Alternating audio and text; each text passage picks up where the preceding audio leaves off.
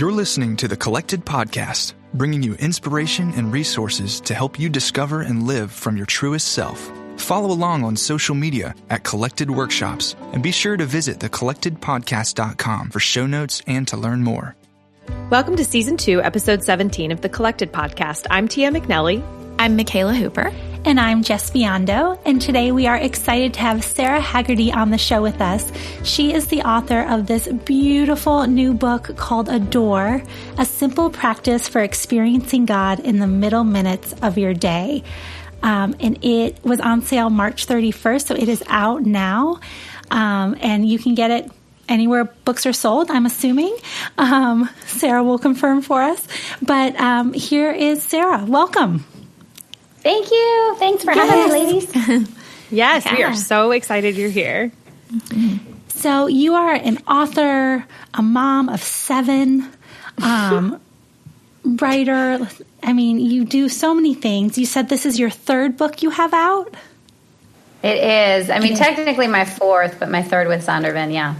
Oh, nice. Wow. So tell us a little bit about who you are, your story, and what led you to writing this book. I never considered myself to be a writer. I just was a reader, and I love to read, and I love to scribble notes, and, I wrote poetry in my math notebook, but didn't necessarily think that made me a writer. I just knew that if I had hours of time that was free, I wanted to read.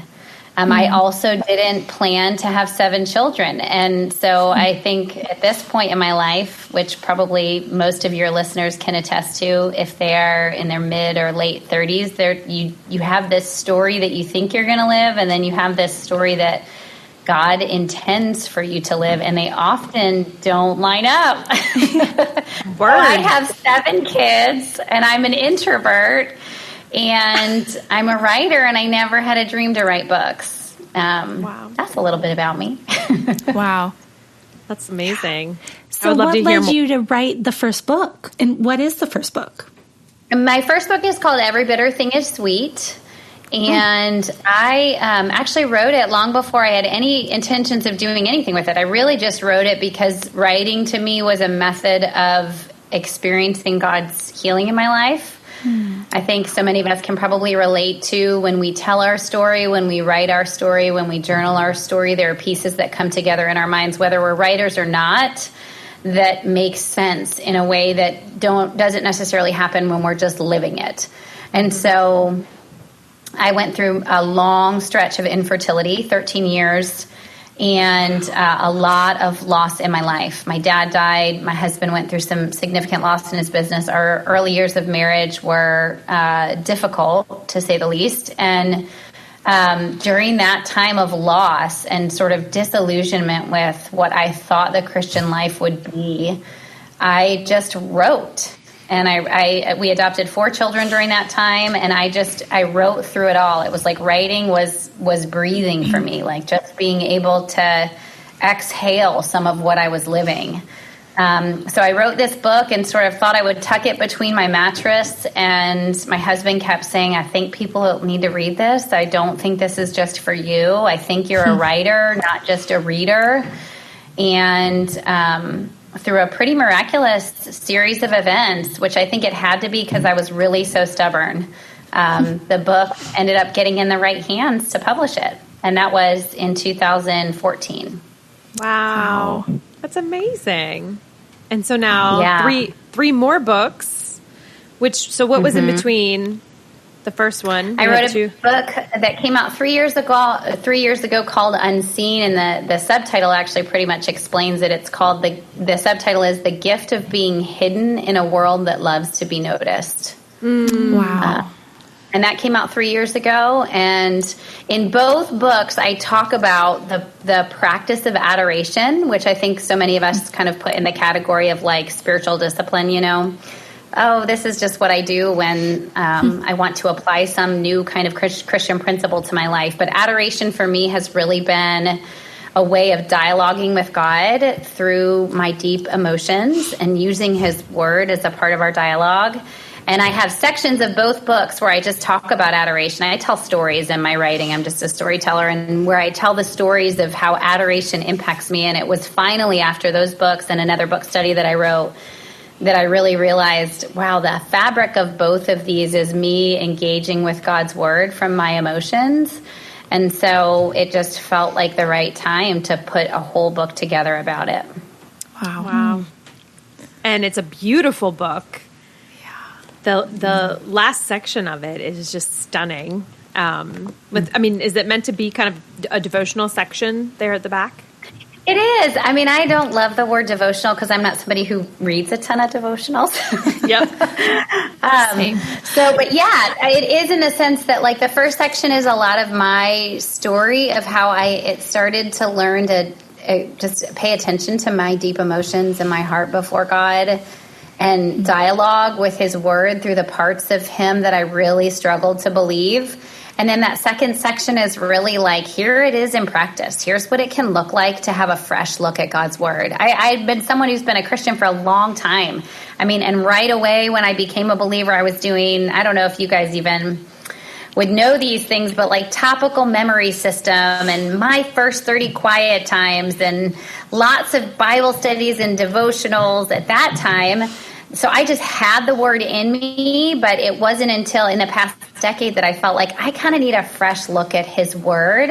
I need to approach his word in a little bit of a fresh way, not to dismiss those other things, but just I needed a fresh encounter with God's word, which has been for me adoration. And so this book is like handing you stories of like, here's my hot mess of a life and how I've been finding God in the middle of it. And here are some practical ways that you can too. And I'm just kind of going to give you the scriptures that I've used as I've wrestled with, does he really hear me? Does he really respond to my pain? Does he really pay attention to my ache? Does he really like me? Those sorts of things. Wow. When was the time for you when you struggled and you saw this process carry you through? I mean, over and over again. Right now, 4 of my 7 children are adopted. And so we didn't realize that we would be in the deep waters of trauma healing when we adopted. I think we just didn't really know how early childhood pain can stretch across a lifetime. And as my children's pain has served, we were really naive. Like we adopted during a time, and there's a lot of people out there like us who adopted during a time where we just thought giving a child the safety of our home and our arms would really heal them. And we learned later that they need a whole lot more than just that.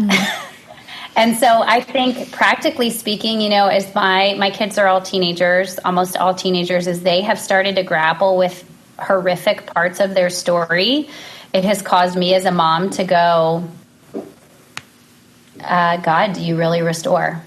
I don't know. I think all of us can relate to seeing some deep pain, whether it be like in our family or down the street or with our friend, where we look into the pain and we go, this is absolutely horrific. Like how did this happen on God's watch? Yeah. And can he even really restore this? And it's under my roof. It's my kids. I almost wish it were me more than them, because it's one thing for me as a mom to carry pain, but to watch them in their young years dealing with pain that was dealt to them that they didn't deserve. On the daily, it looks like I see the pain and it feels absolutely overwhelming. And I wonder if they will ever come out from underneath it. And I have to look at the word and go, what does your word say about you as a restorer? Practically speaking, like I think of Psalm 51 says, restore unto me the joy of your salvation. Also create in me a clean heart and renew a right spirit within me. Also let the bones you have crushed rejoice. Phrases that I think in my daily life I don't necessarily have to wrestle with, but when I look at my kids' pain, I go, I need to know that these bones that have been crushed are ones that you can breathe new life into. And so adoration has been the practice of me coming before God, doing a little bit of railing, like this is an absolute injustice. I cannot believe that this could happen to a child. And It's happened to 4 of mine. I cannot believe the kind of pain that we have under our roof. I feel so ill-equipped. I feel like it only brings up more questions about you than it does confidence in you. So I'm going to come to you with that, and I'm going to hold your word in my hand, and I'm going to say, God, the bones are broken. Your word tells me that you let them rejoice, and I am going to adore you and say, God, your word tells me that you are a restorer, and you let these bones rejoice, that you create a clean heart, that you create a new spirit. I adore you that I don't see it, I don't feel it, I don't believe it, but this is what your word says. And so that's just one, that was maybe yesterday. I don't know. That's amazing. That's so incredible. You've got, 30 or so, I think 30, different attributes of God that you really dive into. So I can't imagine that you haven't come away with all of that deep digging with a few favorite attributes. Do you have a few favorites? Yeah. I think one of the ones that is my favorite, probably because I feel like in putting this together, I've been reminded that we get really familiar with God, and the sides of God that we get familiar with, we don't revisit. We just assume I know that side of him. And so, and even the older I get, I feel like I'm at a greater risk of just settling into, I know that about God. But the one that I feel like is the one I continue to need to revisit is the one that's listed as 21, the God who likes me. That's good. I know he likes me in my mind. I talk to my kids about how he likes me, but like when I have really failed or, let's be honest, during this time, COVID-19, how many of us have seen so many parts of ourselves and our spouses and our kids that we just don't like? And like really, just let's be honest. So all up true. Close to the people. It's so real. There are things about me that I don't like way more than things about the people under my roof, but we're all not liking a lot of each other. Yeah. So for example, one of the verses that I have in here is Psalm 104:31. The Lord takes pleasure in all he made, and just diving into that for like a day or 2 or 3. Like I just snapped at my kids yesterday. I have been like super grumpy with my husband, who is like doing acrobatics to serve me right now. I haven't showered in days, and like I'm kind of settling into this gray hair, and nothing about me feels likable. And you somehow look into my life, God, and you take pleasure in me. Like, if we're really honest, we don't live like that. But I think that side of God in particular, if I can scratch a little bit beneath the surface and go, well, I'm grumpy because I don't really like me right now, and I don't like the people around me. If I can like scratch a little bit below the surface and like bring that to him and go, how do you feel about me, God, right now? What do you think of when you look at me and look at his word and go, he takes pleasure in me? Like, that's pretty crazy. And kind of dialogue back and forth with God there. I feel like a little bit of my heart starts to open up where I was kind of clamped shut. Totally. And if we start to ask God, how do you see that person? Yeah. That we're struggling to have patience with. Yeah. Show me, remind me of how you see me, but also let me see him how you see him. Yeah. And I think that can change our perspective too. Yeah. And that the word preference keeps coming to mind. Like, I think that we are pretty prone to bowing to our own preferences, especially in this time, exactly what you were just describing. And he prefers us. He prefers me, like he prefers each and every one of the souls that he's created. And that makes me feel really special. And so it helps me, just like what you're saying, kind of focus in on laying down my own preference in this time. That the way I want things to go, or how I think things should go, or what I want to happen should definitely, I need to take a look at that. That just kind of hit me. That's really when you prefer something, you're putting that over something else, right? So, I think that's such a powerful thing to know about the Lord is that he's preferring us. Yeah. Over something, over something else. Like, yeah. Over everything. And preferring us when we don't like ourselves. Yeah. Because I think that's the thing. I watch it with my kids. Do any of y'all have teenagers or older children? Right here. 17 and 14, so, both girls. Yeah. So you can relate to this. Yep. They don't like themselves a ton in this stage. And when you step into when they don't like themselves and you tell them what you like about them, they unfurl. My kids, it is like a shot of sugar for me to just whisper in their ear when they are really messing up, like, you are actually amazing. Yep. And your heart, here's what I see about you. And yet I forget that God is waiting in the wings to do that with me, that I've just unraveled in some way over a kid or a friend or whatever it is.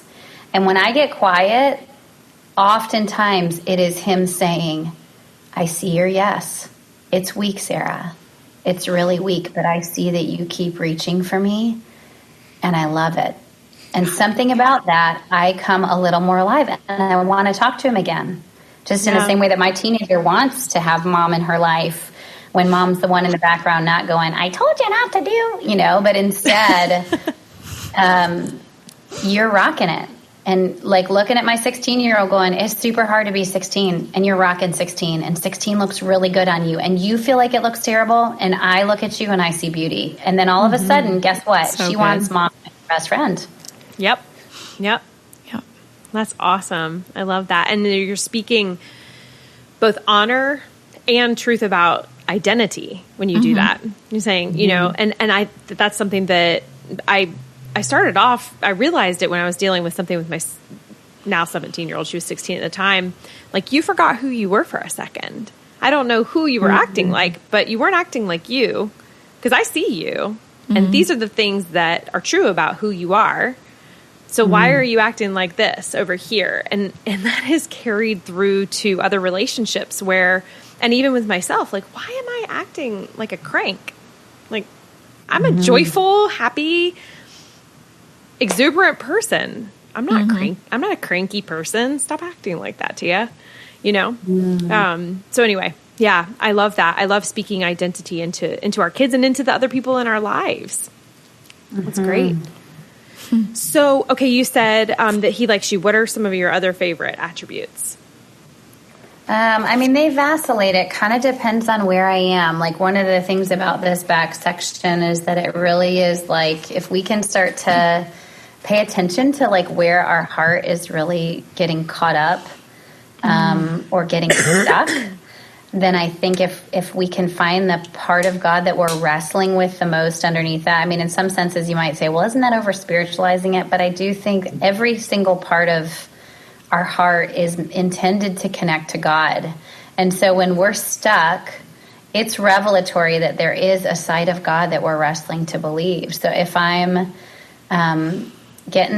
going in a spiral about one of my kids, am I believing that he's really a restorer? That's one of the characteristics in there. And I tend to hang out in that one and just read verses and adore through that side of him.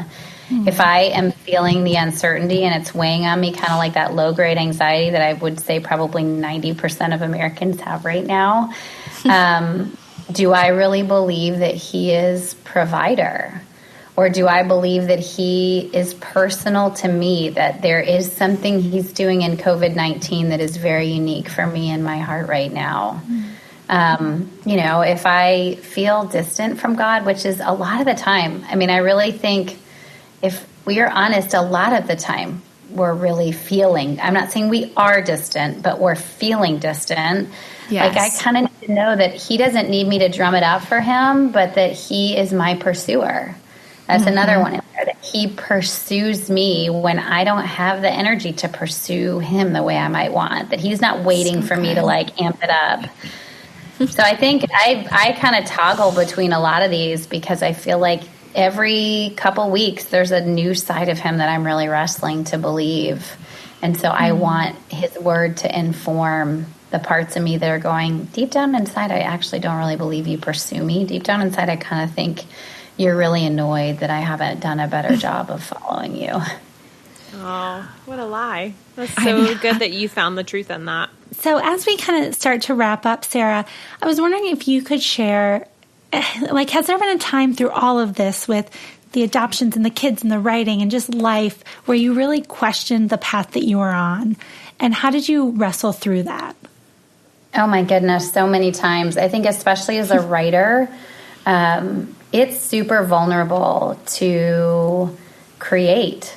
And I think because it is so vulnerable, it makes us subject to the lies of the enemy so much more than in other areas that don't feel as vulnerable. And I think it's taken me, I mean, I've been writing for 10 years now, and actually authoring books then for 7. I think it's taken me like a good 5-6 years to learn how the enemy, his tactics of taking me out. Not that I've like studied the enemy's tactics. I don't mean it like that, but just to be so aware that this is, I have an accuser. And I think it is in Revelation that talks about the accuser of the brethren accuses day and night. And so a lot of what I think are just my thoughts about how this is too much and I should probably quit this and it's just overwhelming is in fact actually the ploy of the enemy to take me out.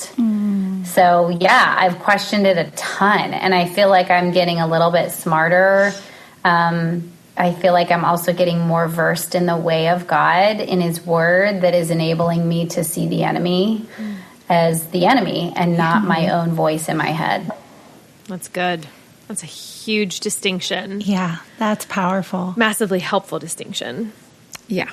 Wow. Sara, I feel like you are just this overflowing fountain of knowledge and wisdom.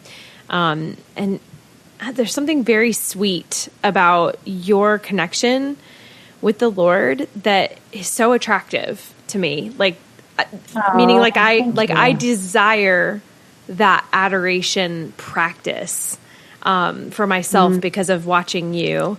And so we're so grateful that you came on the Collected podcast and spoke with us about your new book, Adore. Is there anything else you'd like to say to our audience before we close out? I think I would say the best time to talk to God is when you don't want to. I think that's been one of the keys for me, is usually when you don't feel like it and you have a lot that's waiting in the wings for your attention. That's typically the time that, at least for me, tends to be the sweetest encounters with God, because he goes, if you could just pivot a tiny bit right here, I promise I'll meet you. Love that. It's awesome. So That's good. the perfect, Perfect word there to end. I needed that reminder. Yeah. Awesome. Sara, thank you so much for coming on today. Oh, thank you for having me. Yeah. Wow, Sara was an incredible woman to have an opportunity to talk to. You guys weren't able to see the video. We're doing this via Zoom. But at one point, as Sara was describing her adoration practice, she just closed her eyes and literally let it flow out of her right in front of us. And it was so moving and really pushes me to want to dig into her new book, Adore, and get into this practice of adoration myself. Yeah. I think the thing that she said about people, like adoring people, and just that truth that when we know we're adored by him and we adore him, that flows out of us. Yeah. And we're able to see people and adore people as he does. Totally. Amazing. Yeah. Seriously, go buy this book. Like, the links are down below. That we keep talking about, like the second half of the book where she breaks down each one of these characteristics of God, and it is a wealth of truth. And for each one, she has so many Bible verses that back it up, and it's just such an amazing tool to jumpstart this for you. Like, I've been going through it, and like I have the copy of the book right now, and I don't want to give it up. You better give it up, sister. It's so rich and just, it's a platform to jumpstart your own digging. Because she does so much of it for you, and her words are so beautiful, but then she gives you these springboards to go even deeper, and it's just a great way to start hearing from the Spirit and going deeper with the Lord on your own too. Yeah. Love it. Wow. Awesome episode, guys. That was so good. And if you're still stuck at home, start just spending a little bit of time every day adoring the Lord. Yeah. I think it'll pay off. I think so too. It will, for sure. All right, friends, we will be with you again in a couple of weeks. Take care. Bye. Bye. Thank you for listening to the Collected Podcast. Be sure to subscribe, rate, and review. And if you like what you've heard, we'd love it if you would help spread the word. Check back here for weekly episodes dropping every Thursday. You can follow Collected on social media at Collected Workshops. The Collected Podcast is also on Patreon at patreon.com/The Collected Podcast. That's Patreon. Become a patron for as little as $1 a month to gain access to bonus content, early bird ticket sales, exclusive contests, and more. You can also find Tia at Tia McNelly Notes, Jess at Spreza Foundry, and Michaela at The Creative Space NC. Collected proudly supports and partners with Flourish Kenya, a nonprofit working to prevent and support unplanned adolescent pregnancy in rural Kenya. Learn more at flourishkenya.org. The Collected Podcast is brought to you by the Gebhardt Schleip Group at Baird Financial, delivering personalized financial advice that helps clients reach their long-term goals. Visit GebhardtSchleipGroup.com or see our show notes for links and to learn more. The Collected Podcast is recorded and edited by Jacob Early. Music is by Asaf Alan.